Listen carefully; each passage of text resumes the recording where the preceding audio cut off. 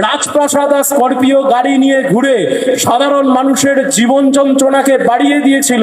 সেদিন যারা লাল ঝান্ডার ওপর আক্রমণ করেছিল, আজকে তারা ডিমের বাড়ি খেতে খেতে পাল্টি মেরে বিজেপি হয়ে গেছে। লাল ঝান্ডা এখনো মাথা উঁচু করে ভাঙড়ে দাঁড়িয়ে আছে, দাঁড়িয়ে থাকবে। কাদের বিরুদ্ধে লড়াই করছি আমরা? সরাসরি লড়াই। মাঝখানে কোনো কুচো ফুল নেই, মাঝখানে কোনো বেল ফুল নেই, মাঝখানে কোনো জুই ফুল নেই, মাঝখানে কোনো তৃণমূল নেই, ওই ঘাসের ওপর তিনটে ফুল, কিচ্ছু নেই।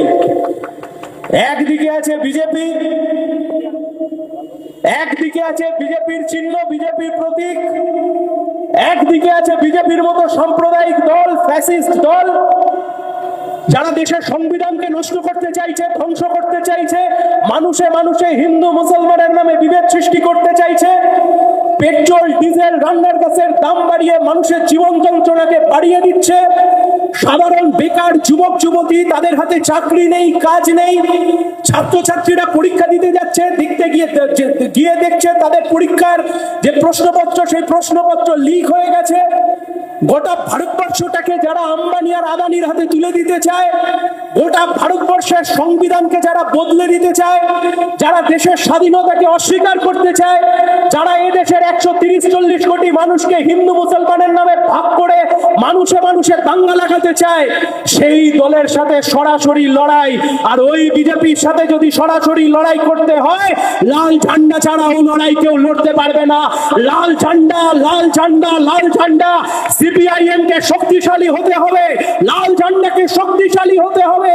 লাল ঝান্ডা যত বেশি শক্তিশালী হবে, যত বেশি কৃষক, যত বেশি শ্রমিক, ছাত্র ছাত্রী, পিছিয়ে পড়া মানুষ, সংখ্যালঘু মানুষ, হিন্দু মানুষ, মুসলমান মানুষ, যারা সমাজে এক হয়ে বাঁচতে চায়, যারা মনে করে বিজেপির বিপদ থেকে এই দেশকে বাঁচাতে হবে, তাদের কাছে একটাই ঝান্ডার রং, সেই ঝান্ডার রং লাল ঝান্ডা। দলের নাম সিপিআইএম, কমিউনিস্ট পার্টি। এর বাইরে অন্য কোন দল বিজেপির বিরুদ্ধে লড়াইতে তাদের ক্রেডিবিলিটি নিয়ে প্রশ্ন দাঁড়িয়ে যায়। আমরা বারংবার বলেছিলাম, এই তৃণমূল 2011 সালে গোটা রাজ্যে যখন জিতেছে, ভাঙড়ে হেরেছে, আমরা বলেছিলাম এই তৃণমূল গোটা দেশ জুড়ে যখন বিজেপি, সেই বিজেপি যখন কেউটের ফোনা দেখাতে চাইছে, সেই বিজেপি যখন রাজ্যের দাপট দেখাতে চাইছে, আমরা সেই সময়তে রাজ্যের মানুষকে বোঝানোর চেষ্টা করেছিলাম, লোকসভা ভোট বা লোকসভা ভোট বা বিধানসভার ভোট কোনো আলাদা বিষয় নয়।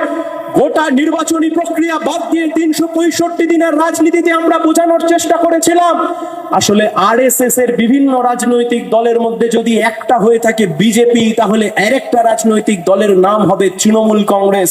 আমাদের দুর্ভাগ্য, আমরা সেদিনকে বোঝাতে পারিনি, আমরা মানুষকে বোঝাতে পারিনি, আমরা মানুষের মন জয় করতে পারিনি।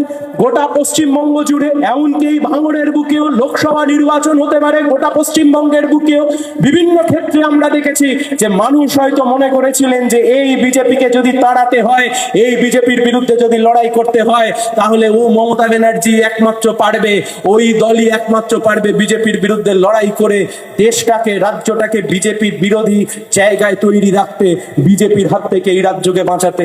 আর সেই দিনকে দাঁড়িয়ে এই যে পলাশদা বলবার সময় বলছিলেন, কমরেড সূর্যকান্ত মিশ্র বলেছিলেন যে তৃণমূল যেদিন হেরে যাবে, সেদিন তৃণমূলের দল থাকবে কিনা সবচাইতে বড় প্রশ্ন থেকে যায়। কিন্তু সিপিআইএম 1, 2, 3 শূন্য আসন যাই পাক, সিপিআইএমটা মাথা তুলে দাঁড়িয়ে থাকবে। কেন বিজেপির বিরুদ্ধে লড়াই করছি? বিজেপিকে দেখতে খারাপ বলে লড়াই করছি? কেন বিজেপির বিরুদ্ধে লড়াই করছি?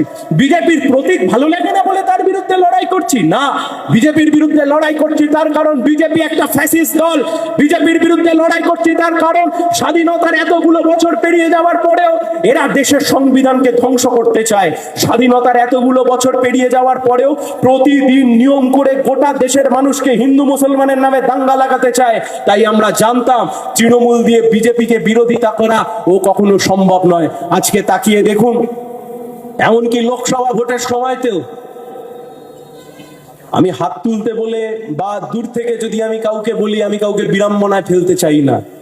এমন প্রচুর মানুষ আছেন, বিধানসভা ভোটে আমাদের জোটের প্রার্থী ছিলেন, কিন্তু লোকসভা ভোটে আপনারা মনে করেছিলেন যে সেই সময়তে তৃণমূলকে ভোট দিয়ে বিজেপিকে হারানো উচিত। সেই তৃণমূলের সাংসদ তিনি এখন কোথায়?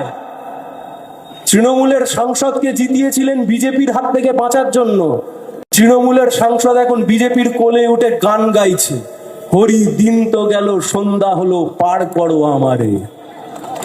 হ্যাঁ, তৃণমূল দিয়ে বিজেপি তাড়াবেন?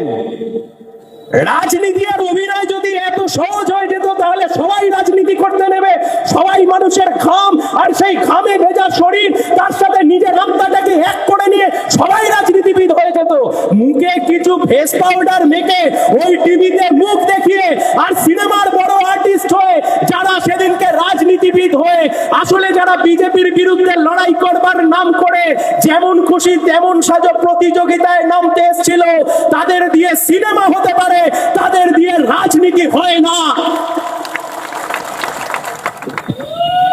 এনসিপিআই ভালো তৃণমূল, খারাপ তৃণমূল, হৃত তৃণমূল, ভীত তৃণমূল, কালীঘাট তৃণমূল।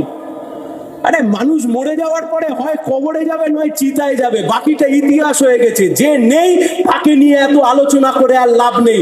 তৃণমূল বলে মে মাসের আগে কিছু ছিল, এই মুহূর্তে পশ্চিম বাংলার বুকে লাল ঝান্ডা বনাম বিজেপি, মাঝখানে কোনো তৃণমূল ও পালিশ তৃণমূল, এই তৃণমূল, হৃত তৃণমূল, কালীঘাট ওসব আর কিচ্ছু নেই।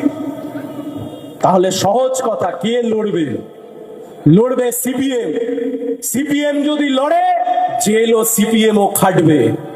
সিপিএম লড়বে, সিপিএম জেলও খাটবে, সিপিএম মারও খাবে, কিন্তু সিপিএম ময়দান ছেড়ে চলে যাবে না, মাথা উঁচু করে দাঁড়িয়ে বিজেপির বিরুদ্ধে মোকাবিলা করবে।